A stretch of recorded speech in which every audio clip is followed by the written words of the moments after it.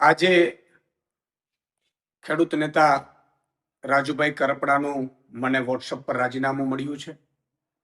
મારે વાતથી નથી, પરંતુ એટલું ચોક્કસ કહીશ કે રાજુ કરપડાએ હળદરથી લઈ અને જે મુદ્દાઓ ખેડૂતોને ઉઠાવ્યા, હળદરમાં એક ખેડૂતોને ઉમ્મીદ પણ જાગી. રાજુ કરપડા, પ્રવીણ રામ અને 86 જેટલા લોકો ઉપર ભાજપે અત્યાચાર કર્યો, ભાજપે ખોટા કેસો કર્યા, ભાજપે ડરાવવાની કોશિશ કરી, ભાજપે ખેડૂતો ઉપર પણ માર માર્યો. અને ત્યાર પછી પણ આ ખેડૂતોમાં અને ખેડૂત નેતાઓમાં જોમ અને જુસ્સો રહ્યો. એમણે ખૂબ મહેનત કરી છે ખેડૂતોને લઈને.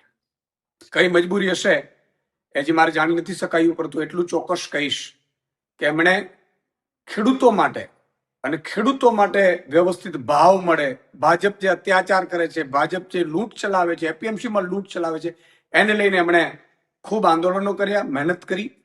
અને એટલે ખેડૂતો અને આમ આદમી પાર્ટી હંમેશા રાજુભાઈને ખૂબ સમર્થન પણ રહ્યું, ખેડૂતોનું પણ સમર્થન રહ્યું.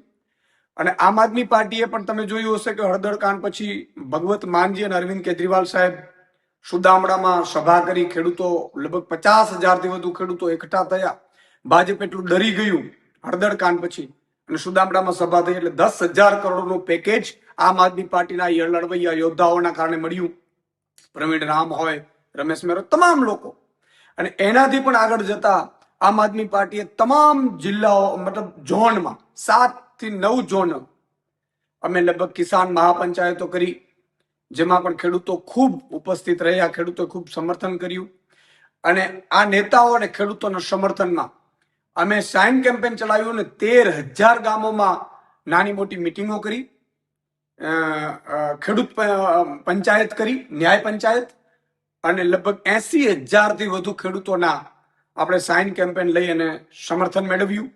અને એ અમારું ડેલિગેશન એ ત્યાં ગયું, મુખ્યમંત્રીશ્રીને માનનીયને મળ્યા. પણ એટલું ચોક્કસ કહેશું કે ખેડૂતોને આમ આદમી પાર્ટીને એના લીડરો ઉપર ખૂબ ઉમ્મીદ છે. અમે ખૂબ સંઘર્ષમાંથી ઊભા થયેલા છીએ.